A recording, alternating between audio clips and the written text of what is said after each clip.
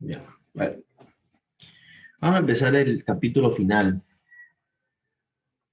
conocido como dinámica. La palabra dinámica significa separada, pues, ¿no? Acuérdense que habíamos hablado de la cinemática también, esto también termina en matica. Entonces también está relacionado con el estudio. Y la dina es un término relacionado con fuerza. Entonces, en lo que se convierte la dinámica es en el estudio de las fuerzas. Y es lo que vamos a hablar. Entonces, resulta que nosotros antes habíamos estudiado lo que se producía luego del movimiento. ¿Okay? Entonces, cuando hablábamos de un carrito o de algo lanzado, decía, yo les había indicado, a mí no me interesa por lo pronto, no me interesa quién produjo el movimiento. Me interesa lo que se da luego de que existe movimiento. Entonces, si ya existe movimiento, se da un cambio de posición, se da una velocidad, se da una aceleración. Eso es lo que estudiábamos cuando estudiábamos cinemática, sea unidimensional o bidimensional. En cambio, ahora ya vamos a estudiar quién produce el movimiento. ¿Okay? Entonces, para poder entender quién es el que produce el movimiento, necesitamos tener claras cuáles son las fuerzas que tenemos en este mundo de la dinámica. Entonces, lo primero que vamos a hacer como dinámica, que es el estudio de las fuerzas, es estudiar los diferentes tipos de fuerzas que existen. Y entonces vamos a empezar. La primera fuerza, por esquina, vamos a ver si podemos hacer. La primera fuerza que vamos a analizar es el peso. ¿Okay? El peso, en dinámica, se lo representa por la siguiente letra, W. ¿Ok? W. Ese es el símbolo del peso. No se olvide que es una cantidad vectorial, ¿ok? Por ende, el peso tiene una representación gráfica como un vector. Ahora, el peso tiene una fórmula. O sea, yo siempre voy a poder obtener el peso en base de esta expresión. La multiplicación de la masa por la gravedad. ¿Ok? Entonces, de aquí ya entra un concepto. La masa, ¿ok? Es un número que me permite entender o cuantificar la cantidad de materia que tiene un objeto. Pues si un objeto tiene más masa que otro, el otro objeto tiene más materia que el otro. ¿Okay? Entonces, me permite cuantificar la cantidad de materia que tiene un objeto.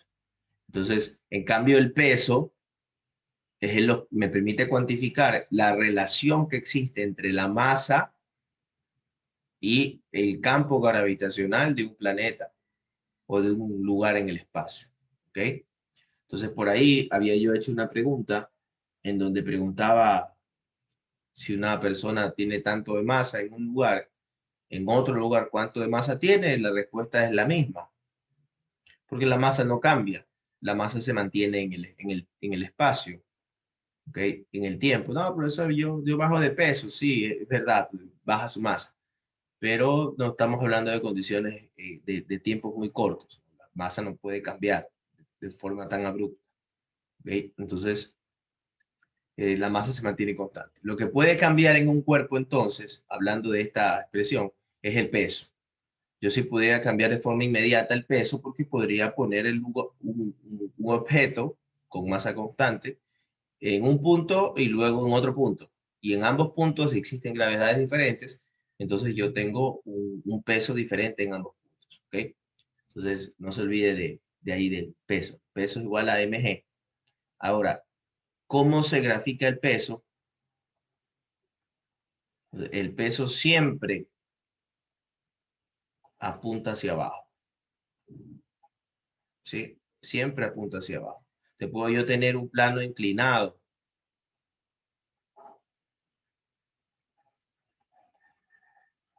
Aquí está mi objeto.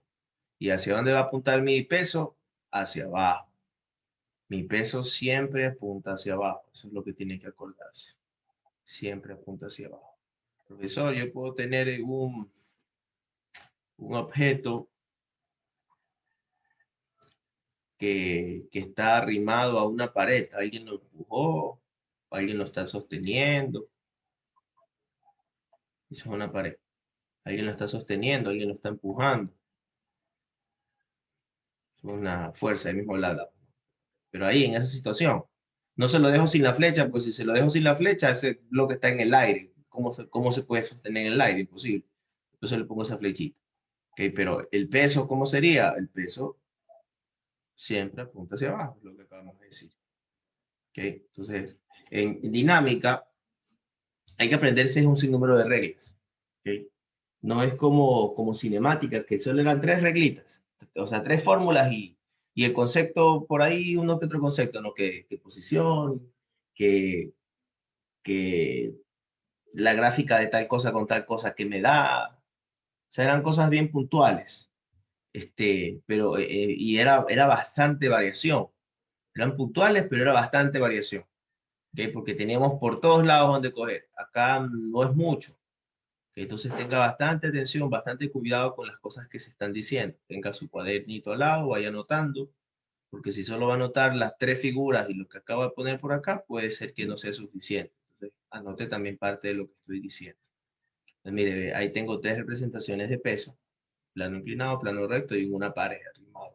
Podría tenerlo empujándolo contra el techo y la estructura seguiría siendo la misma. El peso apunta hacia abajo, eso es lo que dijimos. Vámonos a otra fuerza. Entonces, ahora hablemos de la normal.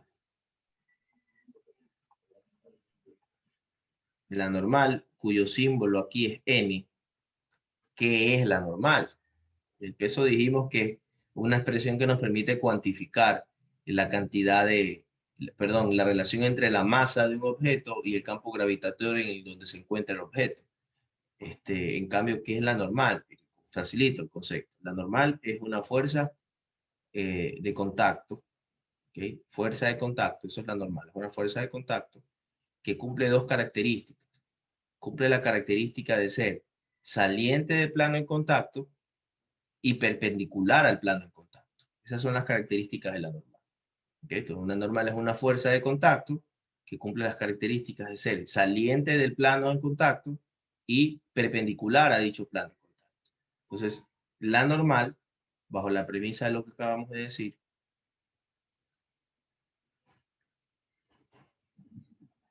podría graficarla yo de la siguiente forma.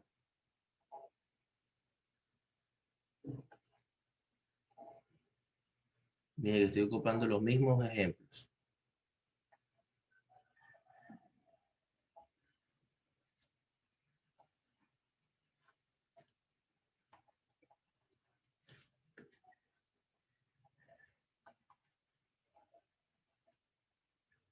¿Okay?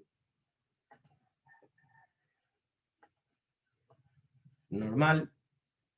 Necesito dibujar el plano porque después no vamos a saber dónde está el contacto.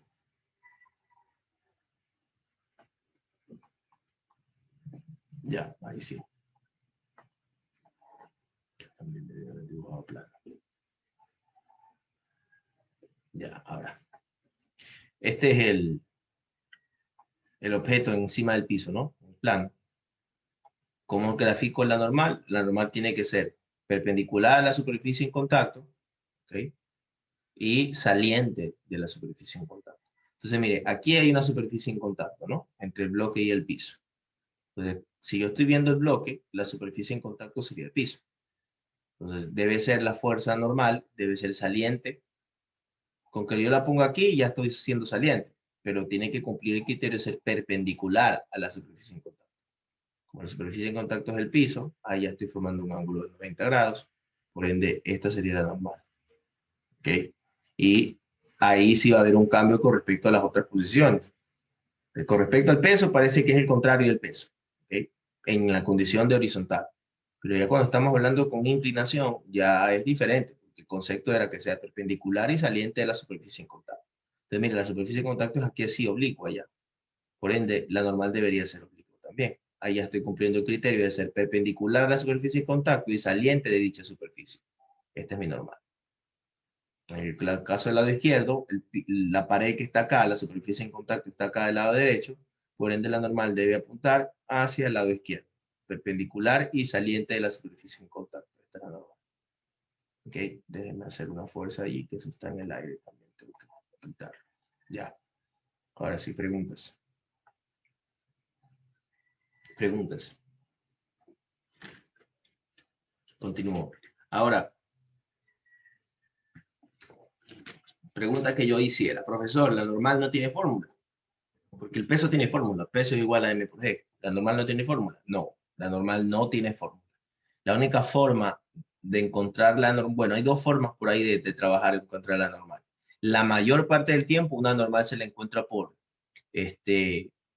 aplicando ya Newton y todo eso. O sea, aplicando ya diagramas vectoriales y todo eso que lo vamos a ver más adelantito. Pero otra forma de obtenerla también es a través de la fricción, dependiendo de los datos que tenga, ¿no? La mayor parte del tiempo es diagrama vectorial. Que por ahí hay un grupito pequeño de ejercicios que se resuelve con fricción para encontrar una normal. 3.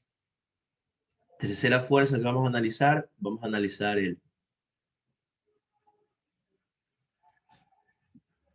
sí, fuerza externa. Vamos a analizar una fuerza externa. ¿Qué le llamamos fuerza externa? Aparte de analizar a lo que le llamamos fuerza externa, vamos a analizar también la tensión. ¿Ok? Entonces, mire, ¿a qué le llamamos fuerza externa?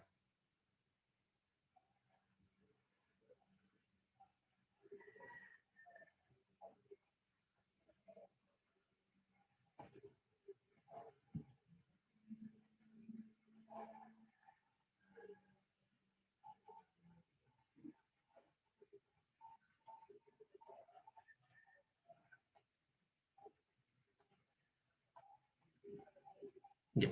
Le llamamos fuerza externa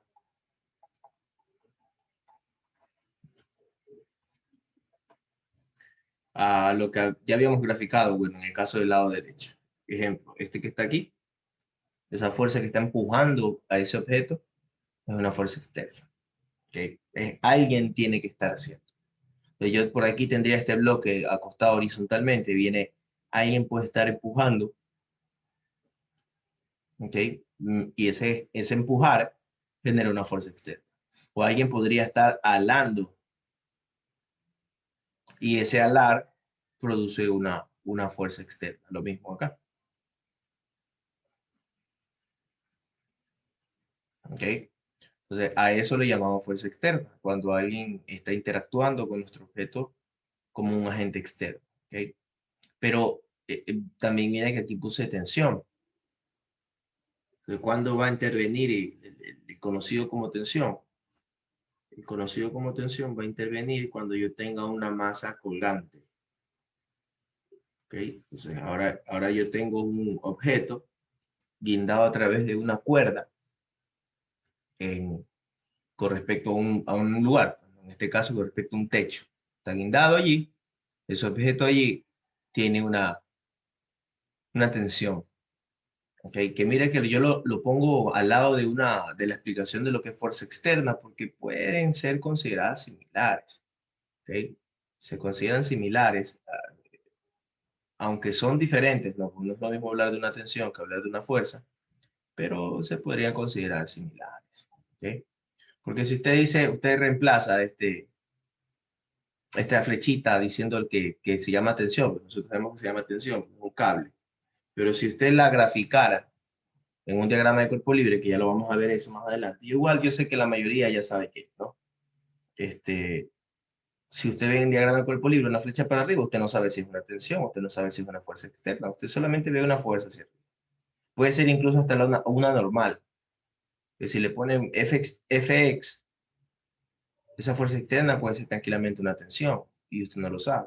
Porque en realidad se pueden mezclar, o sea, va de la mano. Porque miren, en el caso de aquí, en el caso de esta fuerza que está aquí, esta persona que esté, digamos que es una persona, esto es una caja, la persona que esté alando esta línea que está aquí, ¿lo está haciendo a través de qué?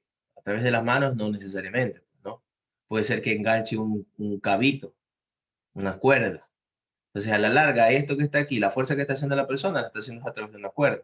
Entonces, si es una fuerza a través de una cuerda, ya debería ser tensión. Entonces, yo debería poner aquí extensión. Pero no se hace eso, se le pone fuerza externa.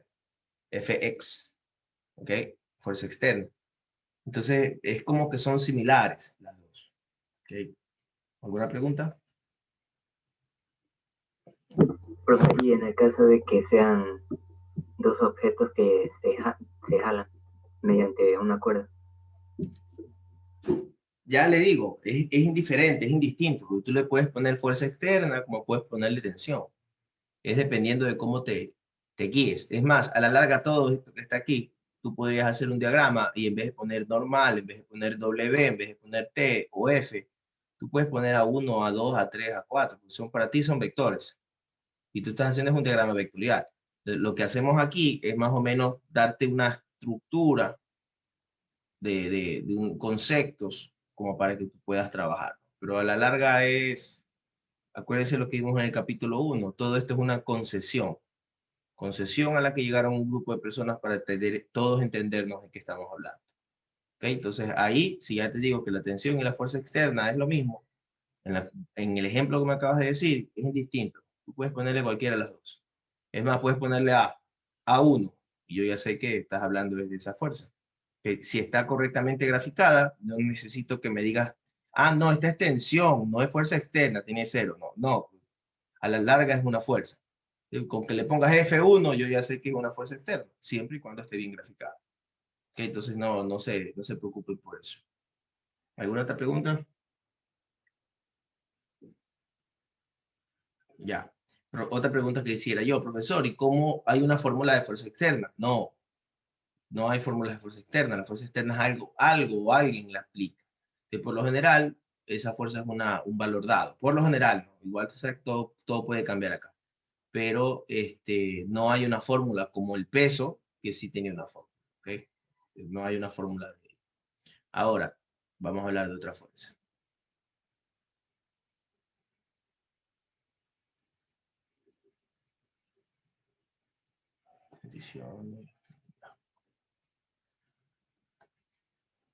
Mire, vamos a hablar ahora y nos vamos a quedar aquí largo y tendido porque vamos a hablar de la fricción. ¿Ok? El símbolo de la fricción, FR. La fricción, paréntesis. Me había olvidado de mencionarle algo atrás. Una cosa que tenía que haberle mencionado a todito atrás. A ver que sí puedo regresar.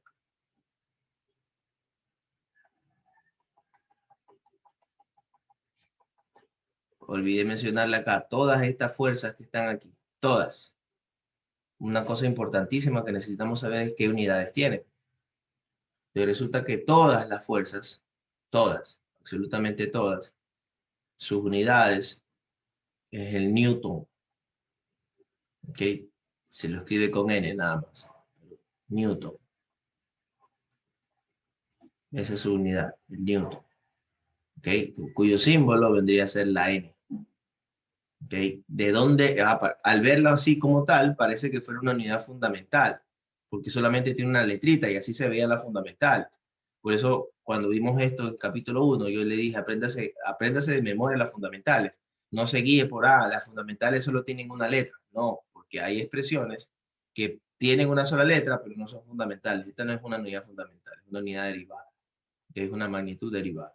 ¿De dónde sale el Newton o cuáles son las fundamentales que la crean? Las fundamentales que la crean en esta.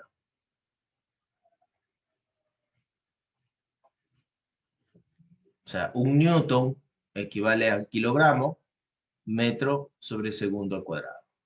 ¿Ok? Eso equivale.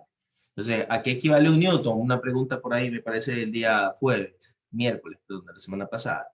Equivale a 1 kilogramo movido 1 metro en un segundo cuadrado. Eso equivale a un Newton. Que un Newton es igual a kilogramo, metro sobre segundo cuadrado. ¿Okay? Entonces, todas las fuerzas que mencionamos acá, el peso, la normal, la fuerza externa y la tensión, su unidad es N o Newton. Ya, eso me había faltado. Ahora sí, fricción. Bueno, Dígame. solo la tensión entraría como fuerza externa entonces. ¿Solo qué? La tensión ¿Qué entraría pasa? como fuerza externa. Solo la tensión vendría a ser como fuerza externa. Ajá. No entiendo la pregunta. Creo que te refieres a si es lo mismo. Y sí, es lo mismo. Pero solo esa vendría a ser una fuerza externa, la tensión. O aparte otra fuerza aplicada. No entiendo la pregunta. O sea, es que no entiendo qué me estás preguntando. Me preguntas si la fuerza externa solamente es la tensión.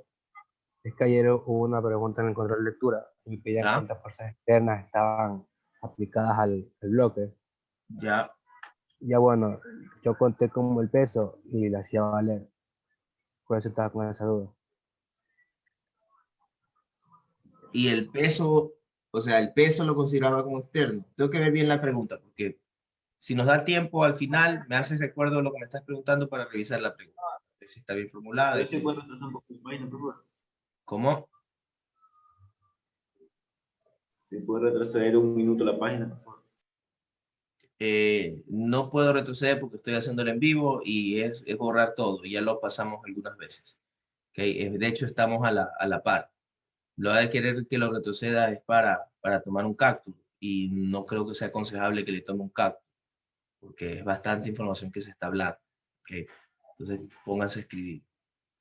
Me haces acuerdo la pregunta que me acabas de hacer cuando terminemos la parte teórica para buscarla, a ver si es que encontramos a ver a qué se refiere. ¿Okay? Vale. Porque puede ser, es que bajo la premisa de que la fuerza externa son todas aquellas fuerzas que se producen por el exterior, el peso también podría ser considerado una fuerza externa porque necesita de la gravedad como un agente externo para poder generarse. Pero hay que ver bien el contexto de la pregunta. ¿Okay? Ahora, fricción. Primera cosa, ¿qué es la fricción? La fricción es una fuerza de oposición, ¿okay? Una fuerza de oposición al movimiento o a la tendencia de movimiento. ¿Okay? Eso es la fricción, una fuerza de oposición al movimiento o a la, y ojo esto, a la tentativa o tendencia tentativa de movimiento. ¿Ok? Al movimiento o a la tentativa de movimiento. Eso es la fricción. Acuérdense que es opuesta. Opuesta. Opu. ¿Ok?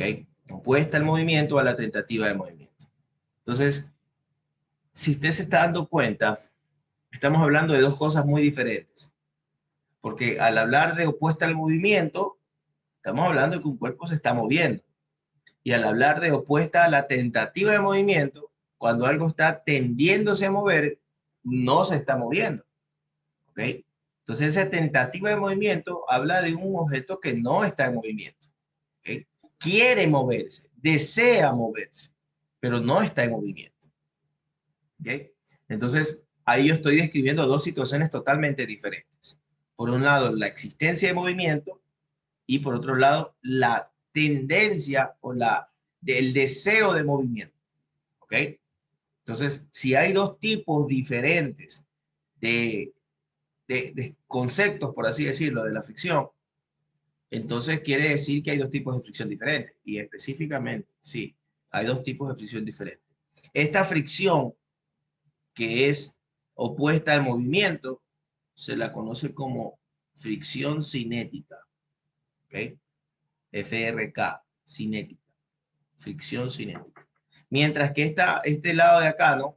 La fricción, que como concepto es opuesta a la tentativa o tendencia de movimiento, se la conoce como FRS o fricción estática. ¿Ok? Entonces, hay dos tipos de fricción cinética y fricción estática. Resulta que la fricción sí se la puede encontrar por fórmula. ¿Ok? Esta fórmula, en el caso de la fricción cinética, va a ser μk por la normal, y en el caso de la fricción estática, va a ser μs por la normal. Entonces vamos a hablar de esa fórmula. Entonces, primero, para poder hablar de esa formulita, quiero que entienda que esa fórmula no es vectorial. ¿Por qué hablo de eso? Porque mire, si nosotros hablamos del peso, el signo del peso, el vector, perdón, peso, ¿hacia dónde apuntaba? Dijimos que hacia abajo, el peso. ¿Y la gravedad hacia dónde apunta? Hacia abajo también. Entonces, mire, yo puedo concluir que esta fórmula es vectorial. Porque el peso es el producto entre el vector gravedad y el escalar masa, porque la masa es un escalar. Entonces es un producto por escalar. ¿Ok?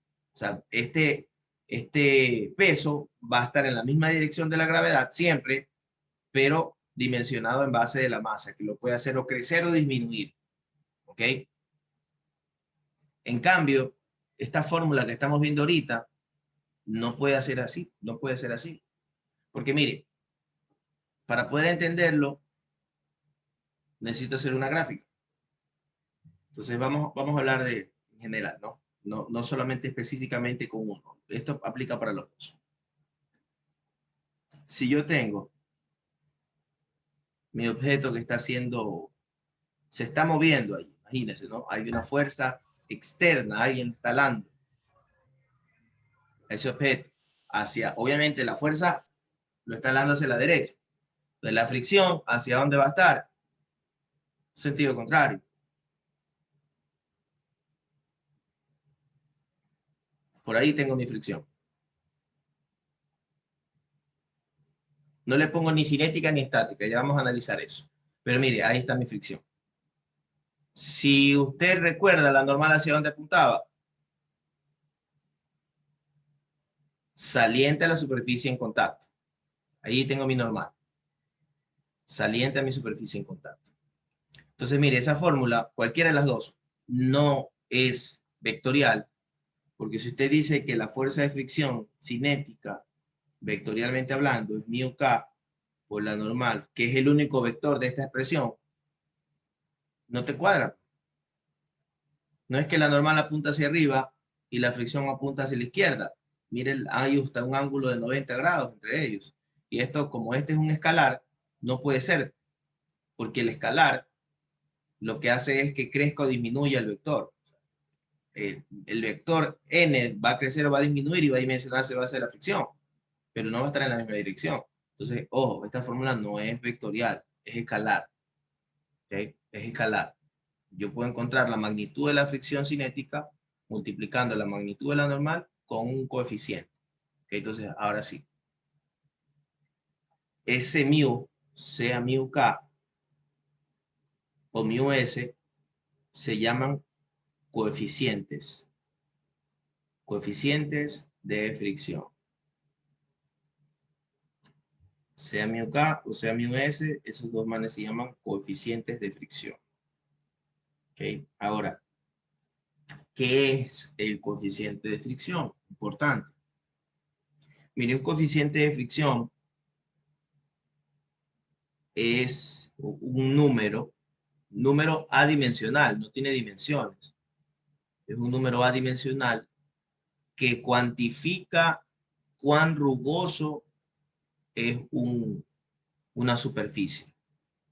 En donde es un valor, mire, voy a poner mu, no ni mu k ni mu s, un mu en general, cualquiera de los dos. Es un valor menor que 1 y mayor que 0, siempre. ¿Okay? Usted saca un mu y le sale 3 punto algo, algo hizo mal. O algo hizo mal usted o algo hizo mal el que diseñó el ejercicio. Porque hay ejercicios que están mal diseñados. Aquí sobre todo. ¿Okay? Porque aquí no te aguanta cualquier...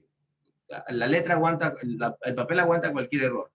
Entonces aquí uno como profesor podría meter algún valor cualquiera sin darse cuenta si realmente es real lo que puede estar pasando. ¿Okay? Sin darse cuenta. Entonces aquí hay que tener mucho cuidado y por lo general para diseñar estos ejercicios se parte desde atrás, se parte desde la respuesta para que todo cuadre de una forma apropiadamente, de una forma conceptualmente correcta. ¿Okay? Porque hago un ejercicio, me sale un mu de 3, y usted dice, ah, ya sí, me salió, todos los cálculos están bien, todo correcto, 3, pero no existen mu de 3. Entonces algo está mal dimensionado en el ejercicio. Por mucho que te cuadre todos los números, metiste una fuerza muy grande. Ese ejercicio es imposible. Físicamente imposible. ¿Ok? Entonces acuérdense, el mío es un valor entre 0 y 1. Siempre va a ser así. Ahora, ese valor entre 0 y 1 cuantifica qué tan rugoso o qué tan sin rugosidad es un valor. Entonces, mientras más pegado al 1 vaya a estar, más rugoso va a ser. Mientras más apegado al 0 va a estar, más liso va a ser. Entonces, el liso viene a ser algo que no es tan rugoso. ¿Ok? ¿Ok? Entonces, de allí viene el concepto de, bueno, más adelantito lo vamos a ver, que cuando un sistema no tiene fricción, dentro de poco tiempo. Entonces, por lo pronto, acuérdense, μK, μS son coeficientes, son valores que dimensionan qué tan rugoso o qué tan liso, dependiendo de si está más cerca del 0 o más cerca del 1, es un objeto. ¿Okay? Ahora, resulta que una desigualdad para estas dos expresiones que están aquí me indica lo siguiente. Esta nota es... Sí.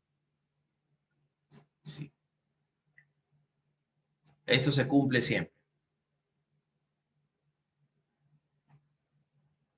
¿Ok? Siempre se cumple. El mío cinético es menor que el mío estático. ¿Ok? Ahora, vamos a hacer una pequeña gráfica de cómo es el comportamiento de esta misma situación. Vamos a poner esta fuerza paralela para que nuestra gráfica sea un poquito mejor. Entonces, mire esta situación.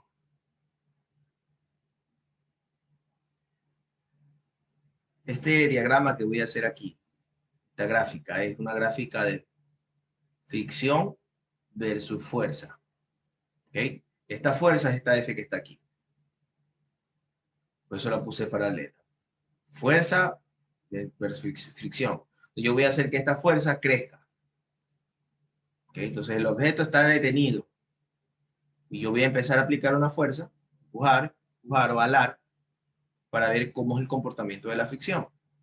Entonces resulta que cuando se hace eso, aproximadamente, ¿no? Porque esto no es lineal, curvo, pero aproximadamente el comportamiento de la fricción va a ser este.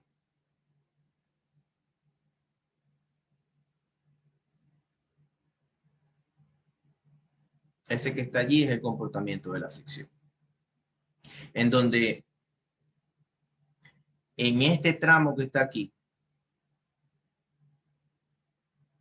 en ese tramo, la fricción o el cuerpo se encuentra en movimiento en ese tramo. ¿Ok? Entonces, esta pequeña valor que está aquí, coincidente en la fuerza de fricción en el eje fricción Y, se conocería como la fuerza de fricción cinética. ¿Ok? Porque está relativa al movimiento, como lo vimos acá. En cambio, este segmento que está aquí, a ver, ¿qué sería eso? Este segmento que está aquí, la recta con inclinación, corresponde a la parte del objeto en reposo. ¿Ok? El objeto está quieto. Pero quiero que se fijen algo.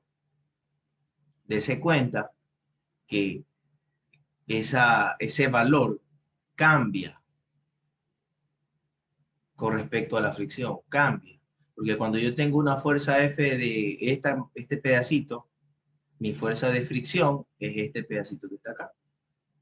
Déjame borrar esta indicación, ya sabes que eso es movimiento. Cuando yo tengo por acá este pedacito más de fuerza, yo tengo por acá una fuerza más grande. Ya no es la misma anterior. Entonces ahí se va dando cuenta usted que esa fuerza cambia. La fuerza, dependiendo de la fuerza que le esté aplicando, mi fuerza de fricción cambia. Y sí, efectivamente. Pero resulta que hay un punto específico aquí en esta fuerza de fricción, que es este punto aquí. Este punto. Ese punto que está allí, que si se da cuenta en su gráfica vendría a ser su punto de fricción máxima, ¿ok? En ese tramo inicial es cuando está relativo al reposo. Entonces resulta que ahí nos permite entender una cosa más. Esta fricción, que es la estática, ¿ok? En este punto yo la puedo detectar por una fórmula. ¿Ok? Quiere decir que de estas dos fórmulas que pusimos aquí, esta que está aquí siempre va a ser así, siempre va a funcionar así. Importantísimo lo que estoy diciendo. Pero esta de acá, esta fricción que está aquí, solamente va a funcionar bajo esta fórmula cuando esta señorita sea la máxima. ¿Ok? O sea que la fuerza de fricción cinética es única. ¿Ok? Única. Y se puede obtener por μk para normal. Es única. En cambio, la fuerza de fricción estática depende. Está oscilando entre 0 y su valor máximo. En donde su valor máximo se puede cuantificar en base de la fórmula μs por la normal. ¿Ok? Entonces, es un error siempre decir, fricción, es por el μs por la normal. No, solamente sería μs por la normal si las condiciones hacen que el ejercicio se encuentre en una fricción máxima. Es importantísimo eso que acabo de decir, porque eso en colegio te dicen fricción estática μs por normal, fricción cinética μk por normal, y nunca analizas la condición específica en donde la fricción estática no es la máxima, ¿okay? Sino es otra fricción, porque dése cuenta que la fricción va a depender de la fuerza que se está aplicando. Entonces, mire, vámonos al mundo real. Un segundito.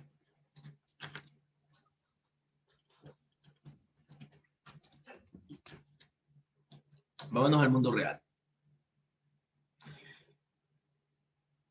Esa gráfica que acabamos de hacer ahí nos permite entender algo que pasa en la realidad.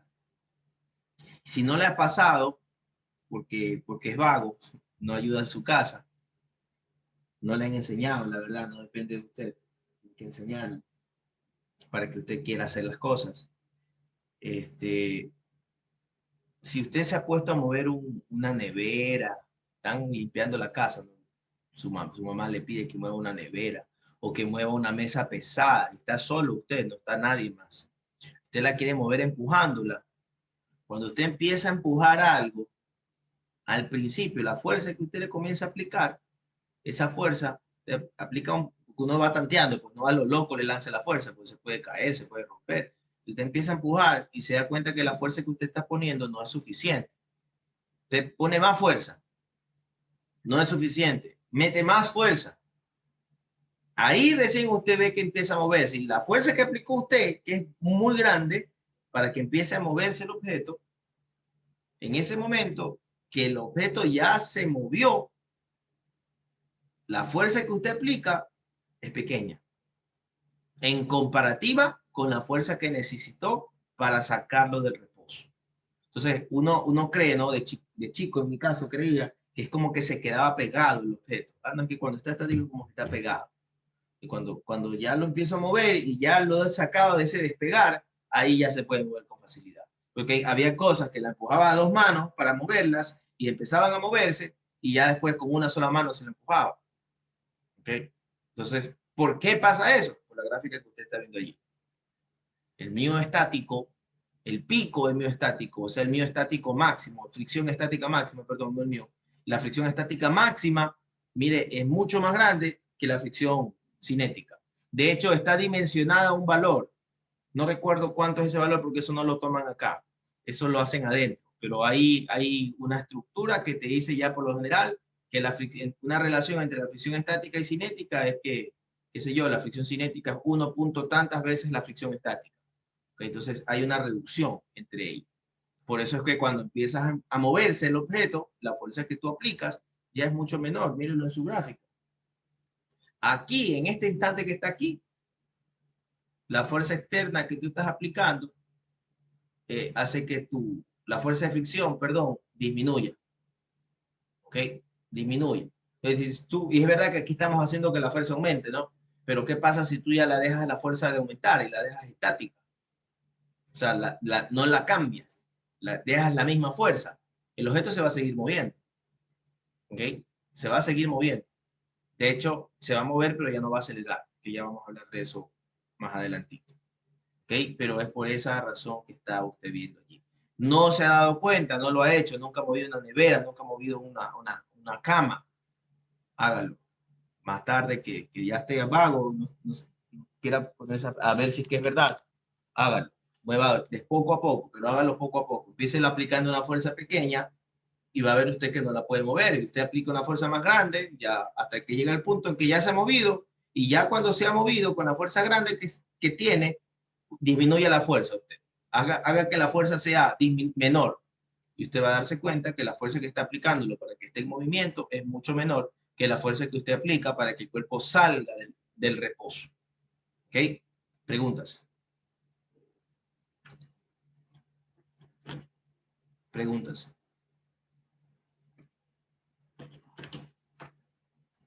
Continúo. Profe, espera un ratito. ¿Puede repetir la última parte que dijo? Lo de la fuerza que uno aplica va a ser menor a la fuerza que...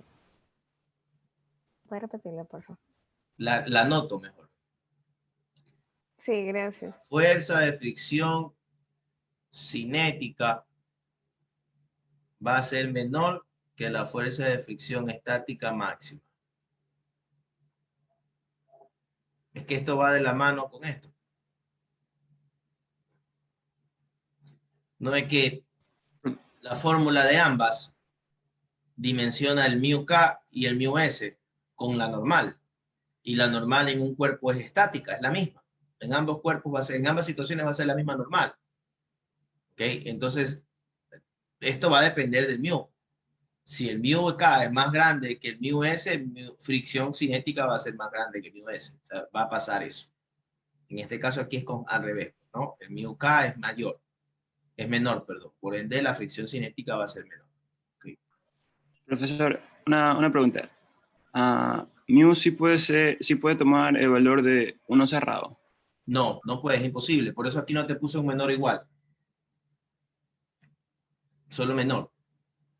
No existe un μ de 1.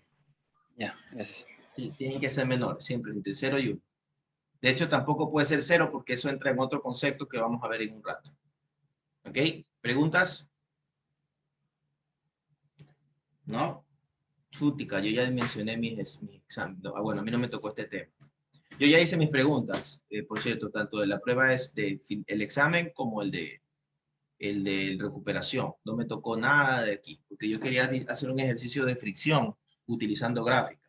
Quería hacer la gráfica de fricción, porque debería darse esa gráfica de fricción para entender cómo funciona. ¿Ok? Ahora, sigamos hablando un poquito más de la fricción. La fricción, nosotros, ya la vemos, ¿no? Sí, los objetos, depende de la superficie. Chévere, lo entendemos. Pero quiero una explicación un poco más física, o sea, un poco más real, que haga que su atención se llame, para que vea que esto no solamente es, maldita sea, física, porque me tocó dar física, yo quiero ser ingeniero químico. O sea, la idea no es verle lo complicado que es la física, sino la aplicación, el de entender cómo esto cuantifica lo que pasa en la realidad. Que ya esta expresión que vimos acá de gráfica de fricción versus la fuerza aplicada nos hace entender qué pasa en la realidad. Pero hay otra cosa más también que nos podía hacer entender un poquito más. Algo, bueno, que nos llame la atención. Entonces, imagínate que ese es un bloque que está aquí en un piso. Yo voy a magnificar este pedazo que está aquí. O sea, voy a hacerle una lupa aquí a este pedazo que está aquí.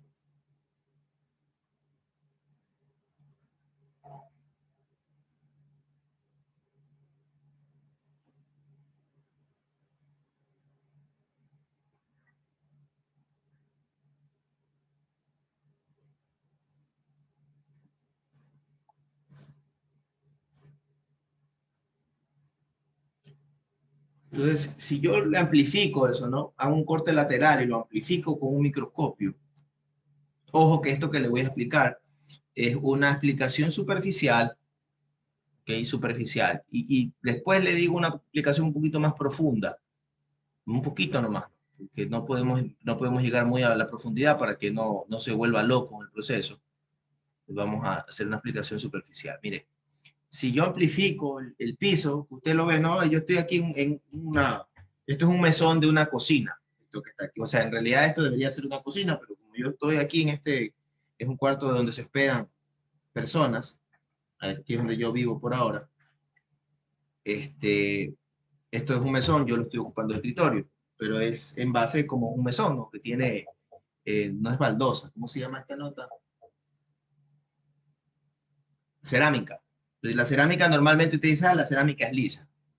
Usted viene y la amplifica con un microscopio, y aunque usted la vea a simple vista lisa, con un microscopio usted la va a ver así.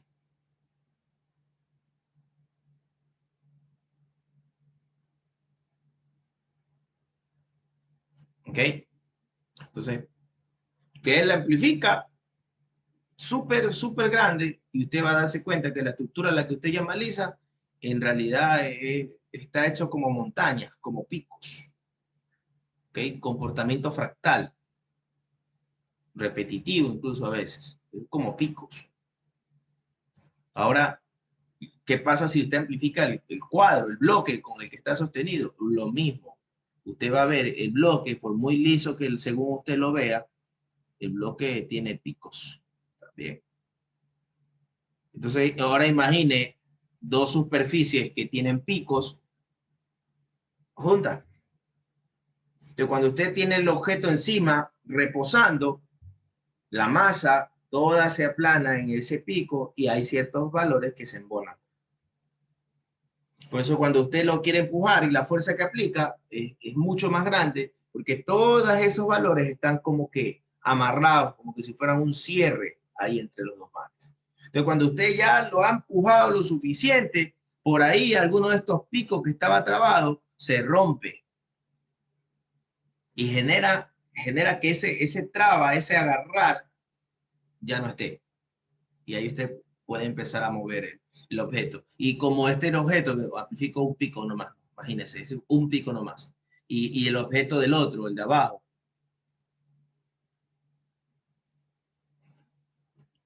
Que si está estático, este pico tranquilamente embona aquí, embona acá y se queda, le da más razones para seguir estático. Pero ¿qué pasa si ya está en movimiento?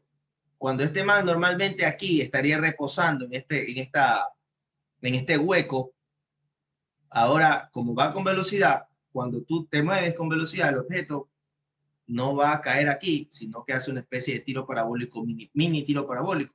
Por ende, el objeto ya no cae abajo, en la cuenca de abajo, sino que cae por acá, haciendo que tenga menos espacio que romper. Entonces es mucho más fácil moverlo si ya está en movimiento, porque no se queda trabado en los picos. Mire esa explicación.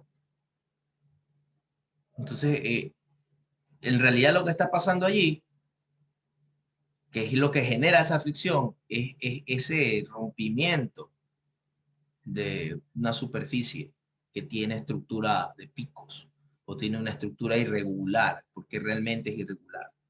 Entonces, mira, ahí me permite hablar de otro conceptito más. Ojo, lo que estamos hablando en los últimos 10 minutos no tiene nada que ver con lo que a usted le interesa para esta clase de ejercicios. Solamente es para despertar su curiosidad, para que vea dónde está metido cuando usted está en la física. ¿Okay? ¿Y por qué la física es tan interesante? Lo que usted está viendo ahorita, lo que usted conoce ahorita lo ve aburrido la gran mayoría, porque es que necesita usted ver bases para poder entender cosas más profundas. ¿Ok? Porque resulta que esto que estamos haciendo aquí ahorita es una especie de modelo en realidad. ¿Por qué es un modelo? Un modelo es algo que con lo que se puede explicar una cosa, pero no necesariamente es la realidad.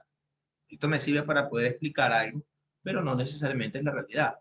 Porque es que en la realidad, cuando usted estudie física más profunda, si es que llegas a estudiar física profunda, en SPOL por lo general solamente te quedas hasta física 2 o 3, dependiendo de tu área de estudio, pero por ahí a veces puedes coger materias de libre opción, puedes coger física contemporánea o física general, que ya son físicas más pesadas, físicas conceptuales, o estudias un masterado en física. resulta que no existen pues, los picos ni nada de eso, porque en realidad todo eso nunca está en contacto. Porque el contacto es una ilusión. Los objetos no están en contacto. Todos los objetos están levitando. Existe una fuerza que se llama la fuerza nuclear fuerte, que evita que los objetos de diferentes materiales, materia, se unan. Entonces yo toco a mi enamorada, ¿no? Nunca la toco. Nunca, es que no pueden tocarse. Lo que existe es una interacción entre los campos magnéticos de los elementos que forman un cuerpo y el otro. O sea que aquí, microscópicamente, ya con un microscopio electrónico, aquí el piso está aquí y el objeto, un solo átomo del objeto está aquí. Y entre ellos hay aire, no hay contacto. Entonces, en realidad, no existen picos, porque no existe contacto. ¿Qué es lo que lo hace detener? No lo son los picos. Es la atracción que existe entre las moléculas, entre los átomos de los elementos. O sea que en realidad puede ser que yo tenga una superficie que parece lisa y tengo otra superficie que parece lisa, pero resulta que entre los átomos de los dos objetos existe atracción. Por muy lisas que parezcan, se van a comportar como que si fueran rugosas, que es el caso de un imán, que tiene una alteración diferente en sus campos magnéticos. Entonces, mire todas las cosas que se pueden meter ahí. Es más, ya borrando esto, porque voy a empezar a hablar de otra cosita. Lo que se da en producto de esa fricción, de ese rompimiento, es una pérdida de energía. Por eso es que normalmente cuando uno tiene algo, quiere que no tenga fricción, porque si tiene fricción, tiene una energía que se está perdiendo. ¿Okay? ¿Cómo usted sabe que es pérdida de energía? Por lo general, se le considera pérdida de energía a cuando la energía cambia de una forma en que usted no quiere. Entonces, yo quiero empujar algo y quiero que ese algo se mueva. Ese es mi cambio energético. Quiero que mi empujar se convierta o se traslape a movimiento. Pero resulta que el empujarlo, si lo hago en una superficie muy rugosa, va a traslapar mi movimiento, perdón, mi fuerza a movimiento y aparte en calor. ¿Por qué en calor? Porque toda fricción produce calor. Es más, usted haga con sus manos, júntelas y muévelas. Usted está haciendo fricción entre los dos objetos. Y sienta sus manos están calientes, que es lo que usted suele hacer cuando está en un lugar frío. Entonces, el efecto de la fricción produce un calor, produce calor. ¿Ok? Entonces, ¿qué está pasando a nivel pequeño? Como estábamos viendo allí, es que si lo vemos a nivel de picos, los picos están friccionándose. Es como que usted cogiera dos lijas y la pasara lija con lija. ¿Ok? Entonces, profesor, si yo hago esto y hace calor, ¿existirá algún punto de fricción que haga que mi mano se queme? Sí. Se llama quemadura por fricción. Cuando uno va en moto y se cae de la moto, ¿y dónde es moto? Se cae de la moto en una carretera, en una vía, y no está correctamente equipado, sales quemado. ¿Por qué? La fricción fue tan grande que generó un calor que te produjo una quemadura. Entonces, bajo esa misma premisa, para los compañeros otakus, el puño de pavo real de Gai Sensei cuando libera las 7 puertas de chakra, posiblemente, físicamente es posible. Porque el aire existe fricción. Usted sabe que lo vimos en caída libre, en tiro parabólico. El aire tiene fricción. ¿Ok? Hace que se detenga el objeto moviendo. Entonces, si yo me muevo mi mano, de hecho, usted mueve su mano rápido y usted siente un aire atravesando su mano. ¿Ok? Entonces, hay una fricción. Esa fricción es lo que usted siente como aire. Si yo muevo mi mano muy rápido, que es lo que hacía Guy, el espacio circundante al lado de mi mano va a generar una fricción tal que se va a incendiar, que es lo que produce o lo que se produce con los aviones, no los aviones, los viajes, estos aparatos que hacen viajes a la luna y cosas así, cuando ingresan a la atmósfera, ingresan encendidos, o los mismos meteoros que se explotan en la atmósfera porque entran a tanta velocidad a la atmósfera que la fricción los quema. Entonces, porque la fricción con el aire produce, al igual que cualquier fricción con cualquier cosa, produce calor. Si es una fricción muy grande, va a producir un calor muy grande, por ende va a producir fuego. Entonces, lo que hacía Gai Sensei es físicamente probable, mientras tengas velocidad, que es lo que él tenía, ¿no? Ahora sí. Voy a hablar de una fricción, por si acaso no a alguien se le peleen los cables. En clase voy a hablar de una fricción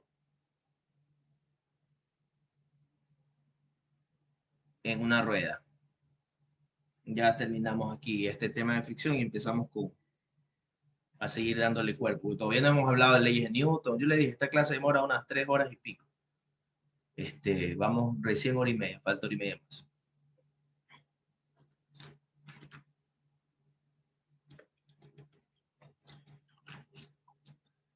Casi 3 horas. Miren, es una rueda. Esa rueda está rodando, dando vueltas así. Entonces, si está dando vueltas así, este objeto está desplazándose para acá. ¿Ok? Claro. La pregunta es, ¿hacia dónde está la fricción? Entonces, bajo lo que hemos visto, por allí podría usted creer que la fricción está para atrás. Dice, la fricción está para atrás porque dijo usted que la fricción era contraria al movimiento o tendencia al movimiento. Esos objetos se están moviendo hacia la derecha, por ende su fricción debe estar hacia la izquierda. Y eso no es correcto. O puede ser correcto dependiendo de la situación. Ejemplo, ¿cuándo sería correcto eso? Cuando el objeto o la rueda, el carro, frena totalmente a fondo, haciendo que la llanta se bloquee. Entonces, si la llanta se bloquea, este objeto ya no está girando. Lo que está haciendo es, si la llanta está bloqueada, que es lo que usted escucha cuando chirrían los neumáticos, lo que hace es que eso derrapa, se va de largo, las llantas están bloqueadas, ya no giran, se va de largo. Entonces, ahí en ese instante, el objeto que se está moviendo hacia adelante, su fricción es hacia atrás. ¿Qué fricción? Fricción, este cuerpo está bloqueado, o sea, no se está moviendo, se llama entonces fricción cinética. Porque el cuerpo, aunque el hecho de que el cuerpo esté bloqueado, la llanta esté bloqueada, no esté moviéndose, no quiere decir que el cuerpo no se está moviendo, el cuerpo se está moviendo, solo que se está moviendo específicamente en un punto. ¿En qué punto se está moviendo? Aquí, en el punto que está en contacto. Ese punto está desplazándose hacia la derecha, por ende su fricción va hacia la izquierda. O sea que ahí, en ese caso, cuando se ha bloqueado, esta fricción es cinética. En cambio, la otra situación, ¿qué pasa si ese señor sí está en movimiento? Se sigue desplazando, ¿no? Pero sí hay movimiento en sus ruedas. Ahí, en ese caso en particular, la fricción ya no es... Que no te puedo mover. Ahí está. La fricción ya no es hacia la izquierda, sino hacia adelante. ¿Por qué? ¿Por qué? ¿Por qué pasa eso? Vamos a amplificar este pedacito que está aquí. Si yo amplifico ese pedacito que está allí, hay una sola cosita que está queriendo moverse. O sea, dividamos esa rueda en pedacitos. Entonces yo tengo un pedacito, un bloquecito, por así decirlo, allí.